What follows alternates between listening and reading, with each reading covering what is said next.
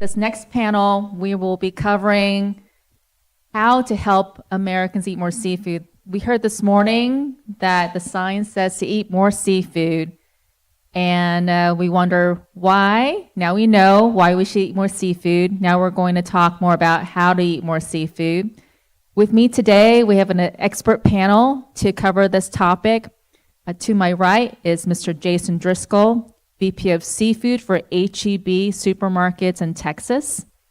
And then to his right is Ms. Mondonna Khan. She's the head of Nutritional Regulatory and Affairs for StarKist.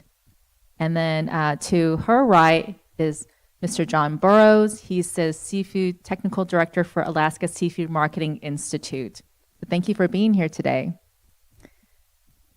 You know, as we were developing this program, and I looked at all the wonderful science that was going to be shared and all the benefits and nutritional points that we would help everyone eat more seafood.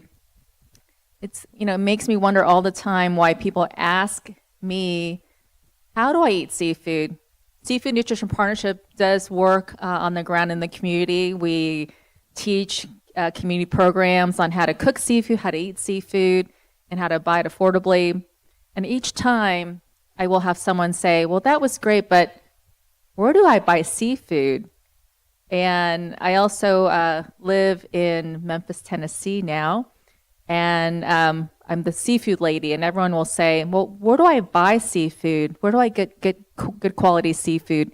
And so today we're going to be covering just some key topics: where to buy seafood, how to incorporate seafood into daily meals that the whole family would like, economical ways to include seafood regularly into any meal occasions, easy ways to cook seafood, and how to keep seafood top of mind. So with that, Jason, I'm going to start with you. Where would consumers buy seafood? I think the good thing we're seeing today is accessibility is a lot better for seafood now. So we're finding more and more outlets are able to carry seafood, fresh or frozen, because of those advancements. You have supply chain. It's very, very dialed in now. You have like catcher processors out there literally freezing fish at the peak of its freshness within hours. But you also have a very resilient fresh supply chain as well. I mean, we can temperature monitor things on trucks and know exactly where it is. So in terms of temperature. So I think quality and supply chain and the ability to move things and handle them at their peak of their freshness is really helping more and more places carry seafood than we've seen in the past. So I think accessibility has become a really big thing here. Another thing is that we're really big on building trust. You have to really build trust around seafood because, unfortunately for us, it takes one bad experience and someone's going to be out of the seafood category, and it may take a long time for them to come back. So one of the things we really preach at our stores and with our partners is that you really got to build trust with the customer. We're really at the last leg of the supply chain there, so to speak, and getting as close to the end user as possible. And if they don't have a good experience, then we're not doing our job right. We're not really doing our part to make sure that we're ensuring and building confidence and building trust to have a great seafood experience. And all that work that takes to get into the supply chain off the boat or from the farm and to get to us, and for us not to be able to do our job properly with customers is not a great service to the whole mission to help people eat better and consume more seafood. So we're really about building trust, but I also really encourage about the accessibility and how seafood is able to move more effectively throughout, and this is a global business throughout the world, really.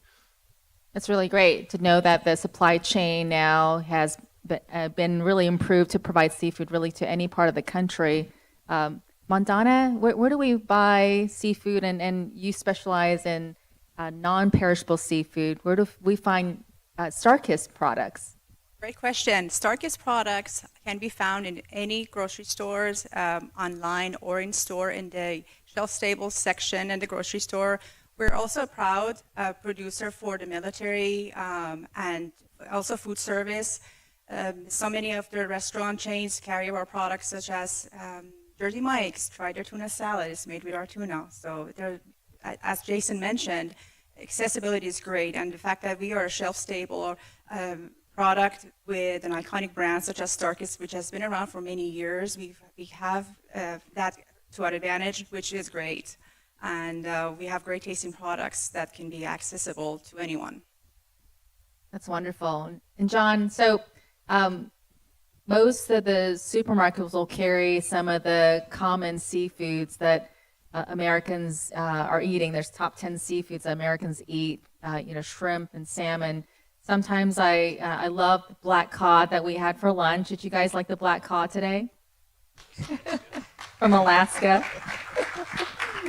So for the general consumer, that are more landlocked, how do we get Alaska seafood, and is it available in most parts of the country? Yeah, absolutely. And kind of speaking on to what Jason even mentioned at the start, with the catcher processors, freezing at the peak of freshness. Most of what leaves the state is frozen, so the supply lines are very robust as far as making sure that it gets all across the country. It's going to depend on your own geography a little bit, as far as regional variation, but most supermarkets are going to be carrying Alaska wild seafood in some format, as well as the retailers, food service providers as well. Things like McDonald's filet of fish is Alaska seafood. It's pretty penetrating as far as how far we're able to go with products. And I think it's going to be sort of up to you as far as finding what is going to be your best fit, what you're really looking for. It's always good to talk to the fish counter. Usually they'll have some additional information and just sort of what you're looking for. Yeah, a little bit variable. But That's great. We'll bring up some photos from HEB. HEB has some of the most beautiful fresh counter. So there's a seafood for you. But Jason, if there's a seafood that a consumer is looking for but they can't find it, how responsive are most grocery stores to providing different products? Well, I think substitutability is a great thing about seafood because there's a lot of varieties of seafood. So substitutions are always things that we can look at with customers saying, well, if we don't have this, here are some other options that we have that might work for you.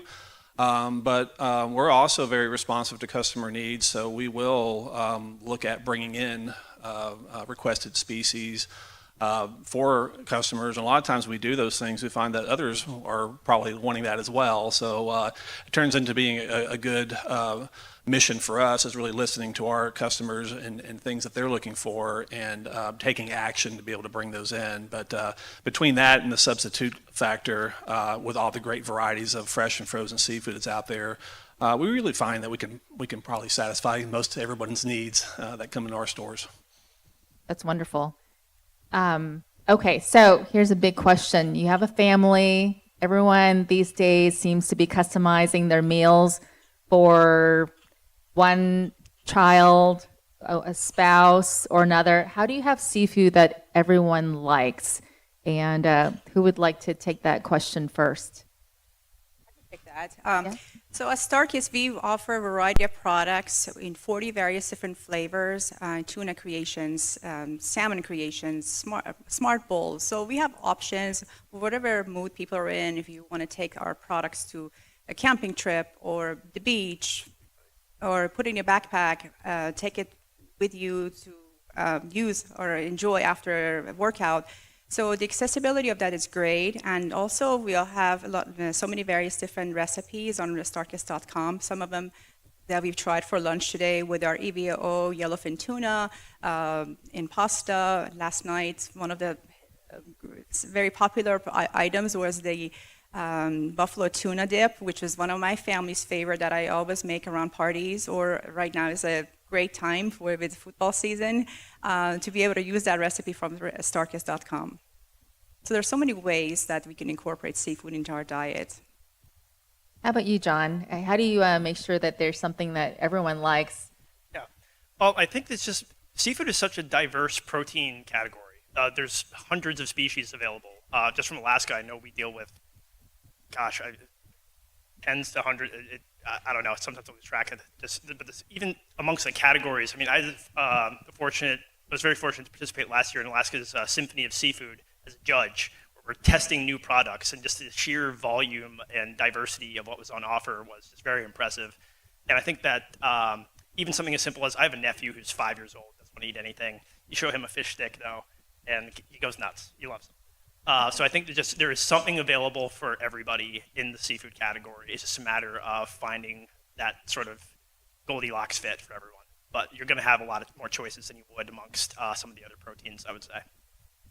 Jason, this must be something that you and your team, wrestle with and make sure that you have products that your customers like. Yeah, we encourage folks, especially if they're new to seafood, start with a milder item, a milder fish. And I think the family can agree on some basic things, salt, pepper, or it could be, a garlic butter, or, whatever everyone is prefers. But yeah, I think starting there, and there's breaded and battered categories, which again, those contain a white fish, very mild. So whether it's a top coating or a full coated fillet, I think a lot of people can approach the category that way.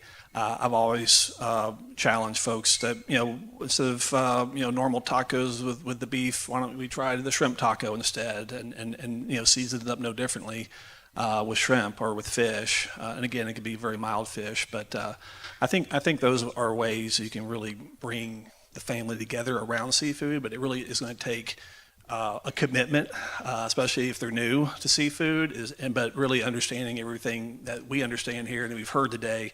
The benefits certainly are so great, and it's so important for families to come up with a plan and stick to it. It's interesting. It sounds like you have a level 1, level 2, level 3 seafood consumer that you can tailor to at HEB. Yeah, I mean, you showed a picture earlier of our service counters, which we're really proud of. But the journey may not start there for customers. They may not be ready to go here yet. But again, if you approach it through categories I mentioned, like a frozen category first, like where it's a breaded and battered item, or again a very mild fillet, or maybe a prepared meal, you can enjoy seafood that way, get more confident around it, and then progress more to the advanced level, like you referred to, in getting into some of the different varieties and so forth, and how to request those and how to prepare those.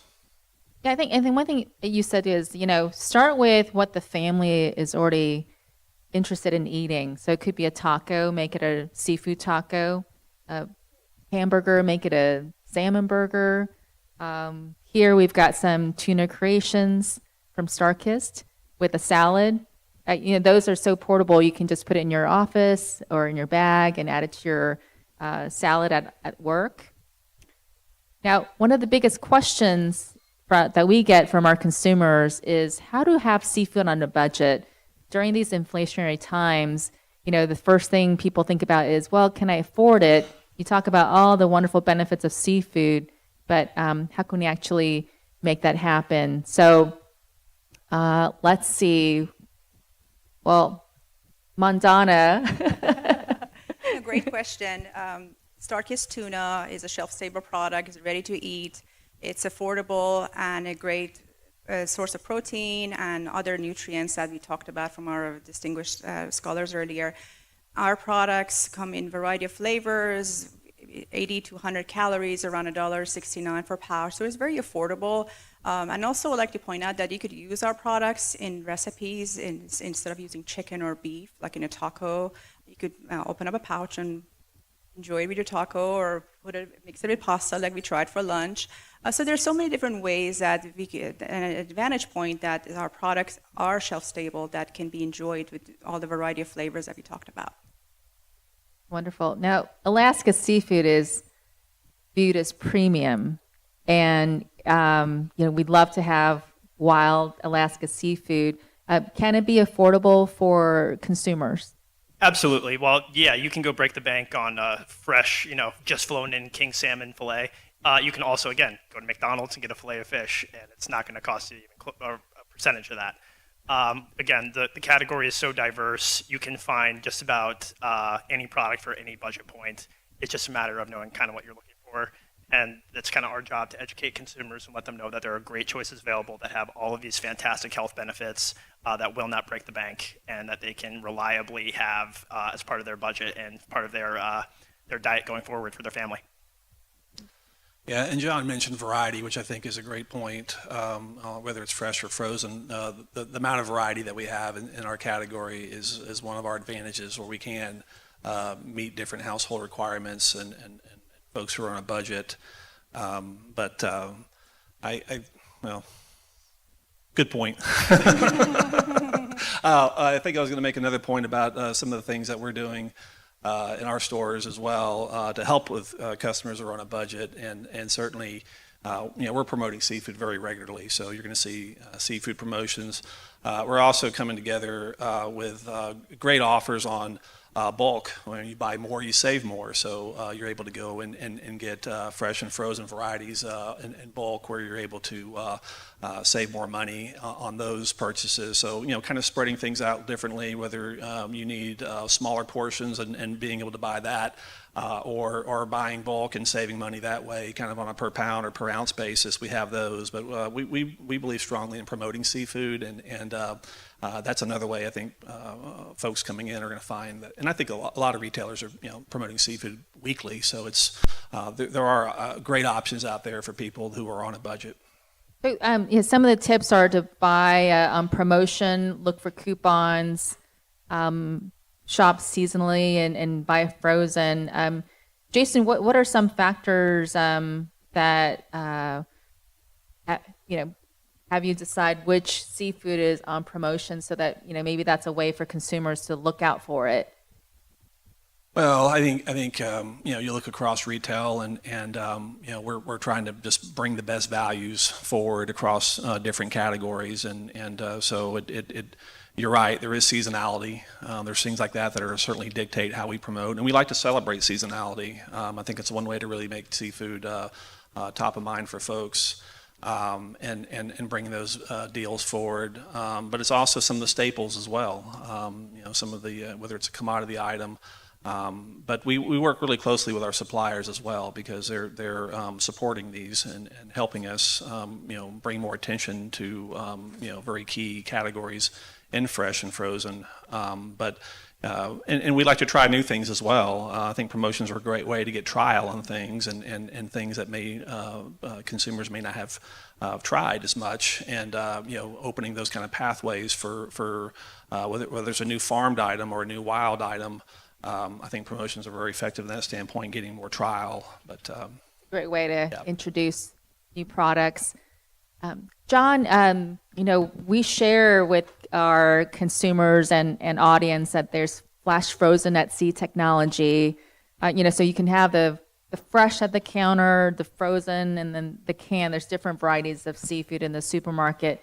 How fresh is that flash frozen? Is that how Alaska brings in the frozen seafood to the different supply chain channels? Yeah, I mean, we're talking about freezing literally hours to minutes from harvest. So you're getting it really kind of same quality as when that's happening, essentially, and maintain that from the point of the freezing to wherever it's going. There's a lot of effort expended as far as maintaining that quality and control, and ensuring that product is top quality no matter when you're having it. We actually just wrapped up a study with Oregon State.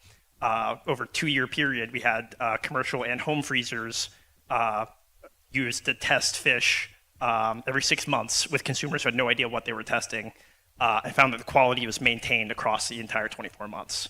Had the exact same source. Even in a home refrigerator? Even with home freezing quality refrigerator, yeah. I want to make one point on the affordability and the budget piece, because I always like. Have your Yes, I want to make a point. I like to turn the question around. It's like, what's the cost, or how do you look at the cost of not incorporating seafood in your diet? In many ways that we've been talking about today. So. However you need to approach the category, however you get into the category, through again, affordability, shelf stable, fresh or frozen, whatever it is we want people eating seafood. because there's a huge cost of not having seafood in there in people's diets.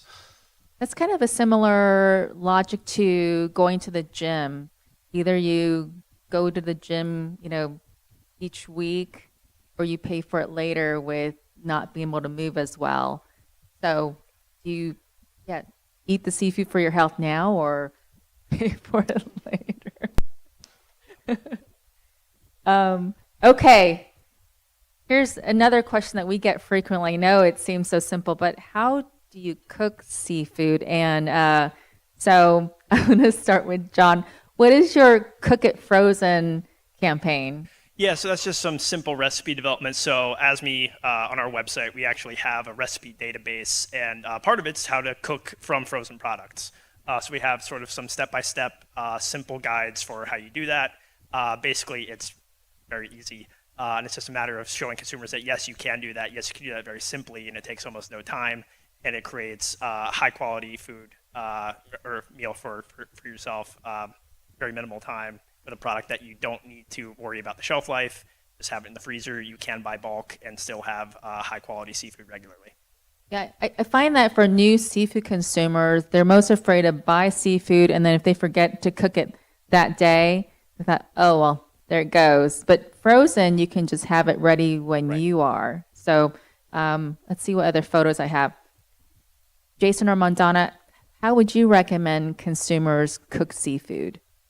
Great question again. So with StarKist products, it's really easy and simple. Just eat here and go. So all you do is open up a pouch and you can eat from the pouch or put it on your salad or a taco. So there's so many ways and you don't have to cook it. So whatever mood people are in and flavor they're craving, we got an option. Yeah, a lot of people I noticed when I got into retail or just they're afraid they're going to mess up seafood. Like I can't cook it. I'm going to mess it up. A huge fear about that, which, and we know seafood, we know how forgiving it is, but believe it or not, a lot of people are just like afraid of cooking it. Either feel like they're going to mess it up. The oven's so easy, and we really developed a line of prepared meals that have seafood in them. And this was really kind of born through the whole premise that we were trying to make it easy for customers, very, very foolproof. Because many of you who cook seafood in the oven, it's like 15 minutes more or less. You're going to have yourself a delicious experience with whatever fish you're preparing, and so we take it a step further and even preparing meals here. But these are very simple. This is again talking about the customer journey and a very approachable way to get into seafood if you're new to it, because these are very easy instructions to follow. You put it in there. The oven does the work, but you can really. How long would this meal take? I'd probably anywhere from 16 to 18 minutes. So it's very, very, as the word says, simple, and that's what we were trying to create. Was just a more confident customer, and then they'll go to the service counter and look for other options there as they become more confident. Here's another one. We love these photos. I wish there was an HEB close by. Don't we all? We still got our hands full in Texas. So we're gonna keep doing what we're doing there. But you had a picture of the air fryer earlier, and I really found it was a lot of seafood cooks well in the air fryer. I mean, shrimp, bacon wrapped shrimp poppers. Some of the items that actually you think are the best on the grill actually work pretty darn good in the air fryer. The salmon burger you mentioned earlier. Those turn out great in the air fryer. So dig around for some air fryer inspiration because seafood lends itself a lot to cooking in that, and it's very simple. So salmon in the air fryer is the best. Just a little bit of salt and pepper or a dry rub. It's crispy on the outside. It's tender on the inside. It's amazing. But I've never tried the salmon burger in the air fryer. It's great. It turns out fantastic. I was like, wow, this should be the way everyone cooks their salmon burgers. But you think on the grill, the grill is great, but the air fryer did an amazing job. Now, one thing, during the work week, my husband and I just pick up sushi from the supermarket, and there's no cooking involved. So I know you've got a good sushi program at HEB. How is that doing with your consumers? I mean, it's been a growing category. I think it's been widely reported that sushi is a strong category for retail, and it's a great way for folks to approach the category who are again experiencing seafood through that through that cuisine. So again, we're finding people are I mean, kids are eating sushi now. So we talk about how do we get kids to eat more seafood. Sushi is a great way to do it. I didn't try sushi until I was in college, and you know, I didn't know how long it'd be around, or you know what it was really back then. But now I look at it as this is such a huge staple now in the in retail and restaurants, and just continues to grow. But I think it's very approachable now for our youth, and it's a way to kind of get them into seafood when you think about it. Believe it or not, I mean, through sushi, I never would have thought, but they, you know, a lot of middle schoolers, high schoolers, they have to have sushi now for you know, as a dinner option. It's amazing. I didn't try sushi till I was working, and I started with the cucumber roll, and then I moved on from there. Yeah, there's stages as well, and but you've got raw on there, and you know, we see a lot of there's people are confident. They're confident in the quality and the wholesomeness of it. So One thing that's interesting is when I ask people if they eat seafood, they'll say no, but I eat sushi, or no, but I eat tuna. It's really interesting, the word seafood, what conjures up in our mind here. So, I'll move along to the next question. Oh, I got to look at StarKist. So, in your swag bag, you do have StarKist, and you just heard from Mondonna. You can just tear it and eat it on the go. And here's some wonderful charcuterie ideas. Tell us about this, Mondonna. Yeah, so charcuterie is actually a product that we have designed for last night's reception as well as today, where we are basically capturing on the popularity of the tin fish trend, or tin fish date nights, or so many other versions of it on social media. So it's very simple. We have StarKist EVO line of our products, which comes in extra virgin olive oil and roasted garlic, crushed red pepper, basil pesto, lemon dill.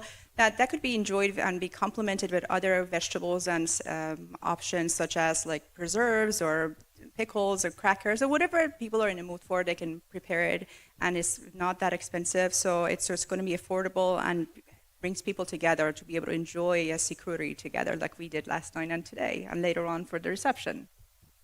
Yes, that's a little preview for what's to come. That's right. So we've heard the science. We're talking about how to eat seafood, but I know after this conference, the symposium, we're all going to eat seafood at least one more time this week. But how do we keep the seafood top of mind? Because it seems to just, go away, and we forget about it, and we go back to what is our normal routine. So what would you recommend on how we can keep seafood top of mind? I think it's pretty easy. You've got to engage in campaigns that make Linda blush. Okay, fall in love with seafood, right? But it's a very catchy campaign, and again, we're proud to be supporting that again in January. But aside from fall in love with seafood, to answer your question, we promotions, social media. I think that's social media is really important in getting the message out and keeping it out there. I mentioned it earlier, celebrating seasonality. We have a lot of great things to celebrate in seafood, so let's make a big deal out of it. And again, through social media or through in-store displays, merchandising, and so forth. I think those are ways to help keep it out there. The promotions, keeping it out there, so it keeps customers engaged and excited about seafood. Mondonna? Yeah, so as Jason mentioned, we have to keep it exciting. We recently launched a campaign with Derek Huff from Dancing with the Stars, promoting our shelf-stable products. So it's great, and just utilizing the power of social media is great. Following people, recipes, and what they eat, and utilizing our products is great to make sure that the seafood is staying on top of mind. I'm not going to show that yet, but so John, how do we keep our Alaska seafood top of mind? Plan a trip? Yeah, you can always go to Alaska. That's going to be a great way just to see the landscape, see where your fish actually comes from. But I think just connecting the marketing programs that asked me probably would answer this better than I can. But I still think that connecting with consumers about the things that they care about, whatever your most important thing is, if it's your health, there's a reason there to prioritize seafood. If it's sustainability, there's plenty of reasons there to prioritize seafood. No matter what it is, there's going to be a reasoning as to why you should be including, if not seafood generally, but more seafood as well into your diet, just for whatever thing you care about. I love that. It's seafood is a solution to our so many things, our health, our planet's health, and our future food security. So that's amazing. This is how I keep seafood top of mind. My neighbors who are watching have gifted me many seafood items, so I always think seafood. So here's some cute takeaways, and we'd love to have some of your questions. So look and ask for great seafood options at your grocery store, restaurants, schools, military, hospitals, sports arena, and work.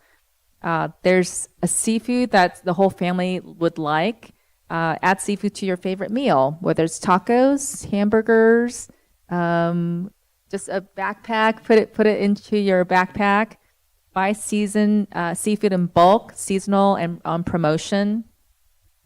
Think no cook to air fryer, seafood recipes, and whatever's important to you. And this from you, John. Seafood can fit in health, planet, or social. So with that, we'd love to open up to your questions. What questions do you get usually from your neighbors, families, about how to eat more seafood that we can help answer today?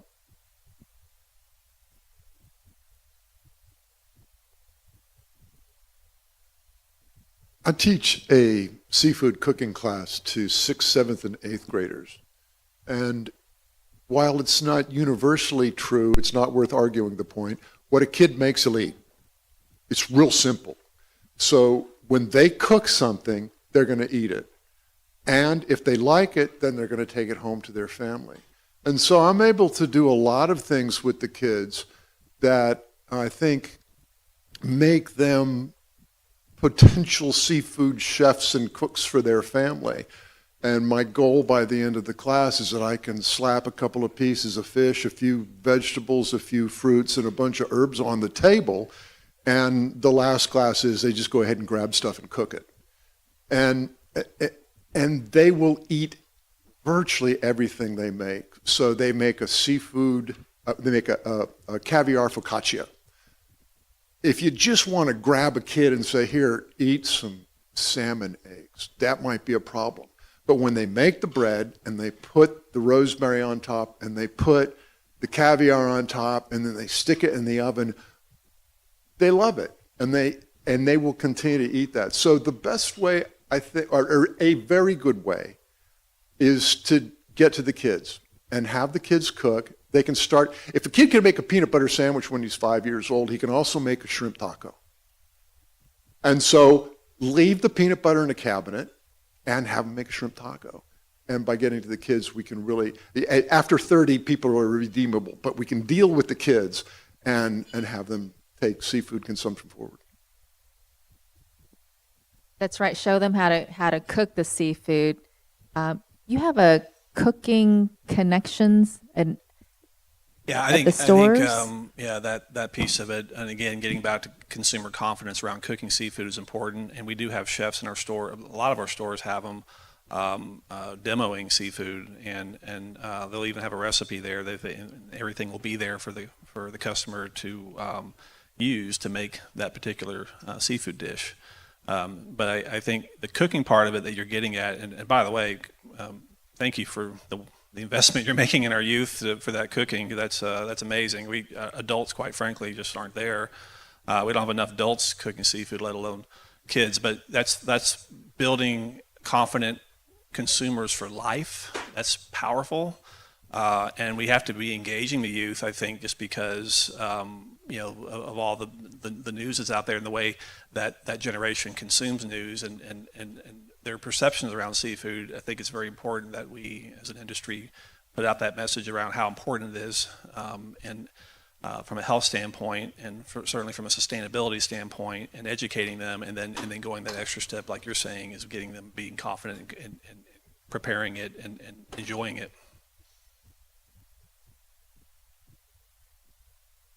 Any other questions? Oh, we have one from, Hi, Zach Aarons, Scottish Development International. I've learned a lot today. I didn't think I would, but a lot about the continued health benefits of seafood, omega-3s, through fertility, eye health, prenatal. And I'm just, it's so great to hear from the science community as well as other members from across the supply chain. So this might be a question for you, Jason, is, because you interact with so many of the consumers at the consumer level, in Texas in particular, I was like, if you could pinpoint it, where would you say their knowledge is of seafood and the nutritional benefits that they get from consuming seafood? And could you characterize it or generalize it based on the consumers that are coming to your stores? And just wondering if you're seeing any trends from any of the promotional activities you've done over the last 12 months. Zach, good to see you. I think we've seen more and more, I think it's positive overall where people are going and their understanding of seafood. That was one of the things I noticed, and I've been with the company 15 years now, and seafood altogether 28 years. But when I came on the retail side, I noticed there was a pretty big gap in how the consumers understood seafood, and that can go across a number of different areas. But the health benefits, I think, it was generally known that seafood is heart healthy. That's been out there for a little while. But everything that we've been talking about through my time with S&P and Dr. Tom Brenna and Sonia and others that are on our board, and understanding the benefits beyond just the heart health piece of it, and the brain. We talked about the cognitive positives there around that, inflammatory prevention of inflammatory diseases, eye health. You go down the list, and so I think those are things we still have opportunities, and that's why I really appreciate the work S&P is doing to engage the dietitian community, including our own dietitians that we have within our stores and across our corporate teams. And I think we have to do more work to continue to educate through those channels, because a lot of times they're the folks, the doctors, the dietitians, they're the ones our customers are going to for advice on how to improve health. And if those conversations aren't positive and they're more selective or even deflecting seafood, then that's not going to help people overall. But I would say in my time with the company and the messaging that we're putting out there and the work that we're doing in terms of collaborating with a group like S&P, it's putting it more and more out there that we've got to do more to eat seafood as a public. And all the health benefits that are tied to that, and I think we're changing perceptions, and we're seeing more people engaging more positively with the category, and seeing more customers coming into the category as a result of that. one more question from audience. Joe? Somebody else has something. I had one Later.